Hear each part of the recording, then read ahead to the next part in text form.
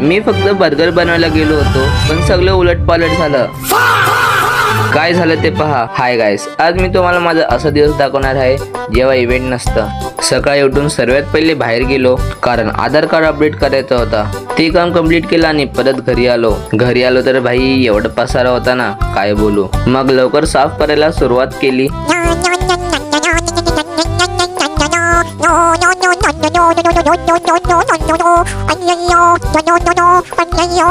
आणि आता फायनली साफ झाल्यावर बघा किती क्लीन दिसतंय.